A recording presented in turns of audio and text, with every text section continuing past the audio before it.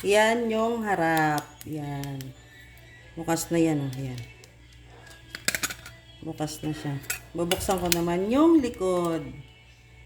Yan. Diba? Kutsilyo lang yung gamit ko. Hindi na yung can opener na ano. Yan lang, oh. Para mabilis siyang lumabas. Yan. Bubuksan natin siya dyan. Yan. Buksan mo rin siya para madali siyang lumabas. Yan.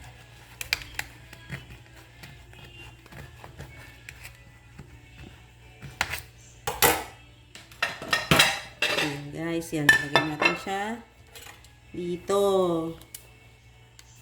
Yan. Tanggal na yan, ha. Tanggal na to. Yan. Yung kabila naman, bubuksan ko rin siya. Yan. Bukas na rin yun. Kasi yung kabila, yan. Para madali siyang lumabas, yan. Ganyan. Tutulak mo na lang siya. Tutulak mo lang ng dahan-dahan. Yan. O, diba? Easy. Yan guys, yan guys, yan yung technique ng pagbubukas ng maling. Papakita ko ng mga ama. Yan, slice lang natin. Yan, diba? Ganyan lang ka-easy. Yan, slice lang natin. Yan, bago natin i-prito. Okay guys. Yan lang. Click mo na.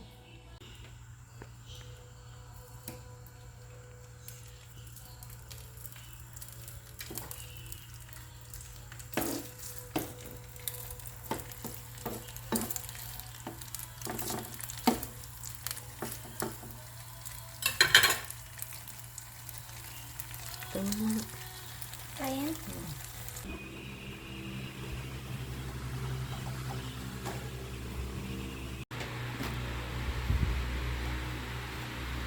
Yan, luto yan ni Claire, oh.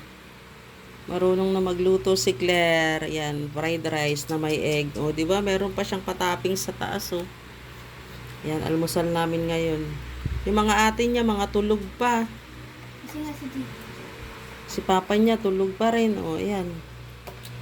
Nagugutom na daw siya. Ayan, nagluto ng fried rice, oh. Meron pa talagang pa-onion ring sa taas, oh.